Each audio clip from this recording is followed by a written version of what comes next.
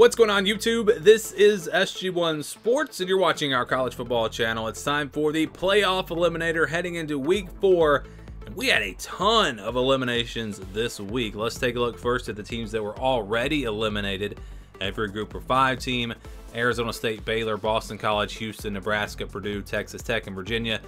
And back to the group of 5. You know, Fresno State's undefeated. They might be in the top 25 very soon, but I just don't think they're going to have a chance to have a resume good enough. So I do still believe that every group of 5 team has been eliminated. There's some other group of 5 teams that I think are still undefeated, but none of them are going to have a resume, in my opinion, that's going to get them anywhere near the playoff conversation. So the new eliminations this week: Georgia Tech, Illinois, Indiana, Iowa State, Northwestern, Pittsburgh, Stanford, South Carolina, Vanderbilt, and Virginia Tech. All of these teams lost their second game. But, I mean, did we really have any contenders in this list? I mean, maybe some people thought South Carolina could be a surprise team.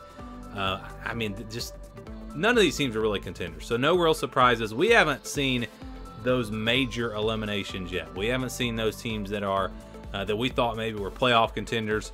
For example, let's say Clemson loses to Florida State. That could be one of the first big names to fall.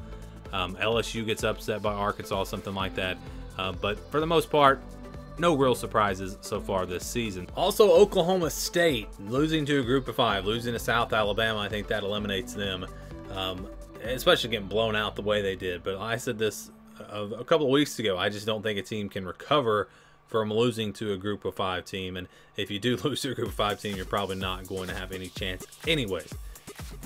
So let's get to the teams with 1 loss that are still alive: Alabama, Arizona, Arkansas, Cal, Clemson, Florida, Kansas State, LSU, Michigan State, Minnesota, Mississippi State, NC State, TCU, Tennessee, Texas A&M, West Virginia, and Wisconsin. Several more teams added to this list. So we had a lot of teams move off of this list because they got their second loss. They were eliminated. And then we had several teams move onto this list because they lost their first game here in week 3. So you're starting to see teams pile up losses pretty quick. Almost seems like it's going quicker than normal. I guess the same number of teams lose the same number. When you have the same number of games, it doesn't really matter. But it just seems like more teams, I guess, are being upset to a group of 5 teams, or to just losing games that maybe you wouldn't expect them to lose. So those are the teams, again, with 1 loss. Let's go to now the top contenders that remain, and we start with these 9 teams. Same 9 teams as last week. I feel like these are the teams that have the best shot of making it into the college football playoff: Georgia, Michigan, Ohio State, Florida State, Penn State, USC, Notre Dame, Texas, and Washington. These kind of seem like these are the front runners right now. These 9 teams. Not saying that a team outside of these 9 does not have a chance, but these are the teams that have the best chance based off of what's happened so far and then the rest of the season. So you look at Ohio State and Notre Dame playing this week. Obviously, winner of that game stays on this list. Loser maybe becomes a dark horse. A lot of big games this weekend. Going to be a huge week. So you go to those dark horses now, and I've got 7 of these: Alabama, Oklahoma, Oregon, LSU, North Carolina, Utah, Oregon State.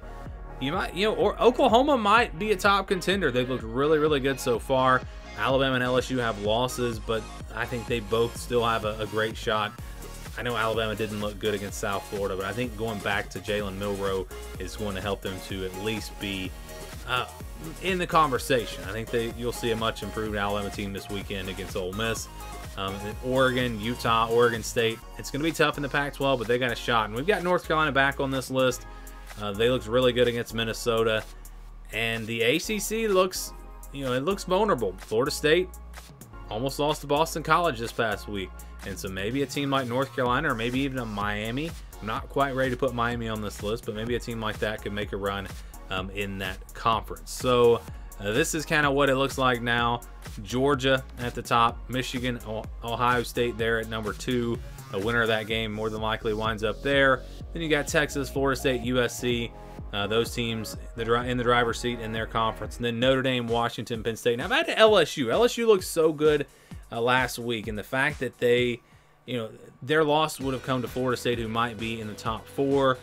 I now think that LSU, most people they're gonna favor them over Alabama. They look like they could even beat Georgia. So I've got LSU back on this list here.